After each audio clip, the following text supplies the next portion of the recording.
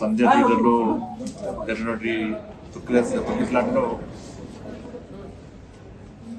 రేవతి అనే మహిళ చనిపోవడం చాలా బాధాకరం. పూర్తి సమాజం అంతా బాధపడ్డారు.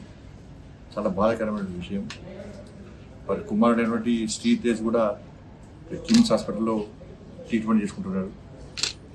మొదటిదాకా పార్లమెంట్ సమావేశాలు మొన్న అనుకోకుండా హైదరాబాద్ వచ్చి వెంటనే తిరిగి మళ్ళీ ఢిల్లీ పోయి రావడం జరిగింది. ఇప్పుడే ఢిల్లీ నుంచి రావడం జరిగింది. ఈరోజు మరి బాబుని చూసిన తర్వాత చాలా బాధ అనిపిస్తున్నది.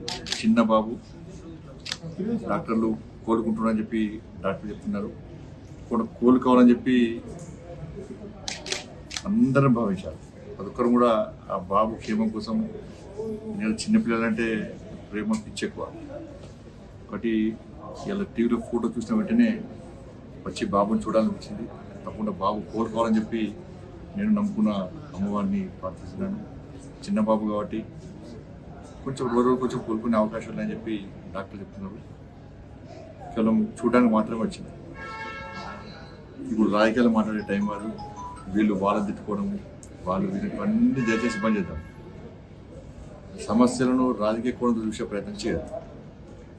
విమర్శలు ప్రతి విమర్శలు ఆపేసి సమస్యను జటిలు చేసే ప్రయత్నం చేయకుండా వీళ్ళు కానీ వాళ్ళు కానీ అబ్బాయి కోలుకోవడమే ప్రధాన బాధ్యత. అబ్బాయి కోలుకునే విధంగా ఏ విధంగా కోలుకుంటారని చెప్పి ఆలోచించే ప్రయత్నం చేయాలి.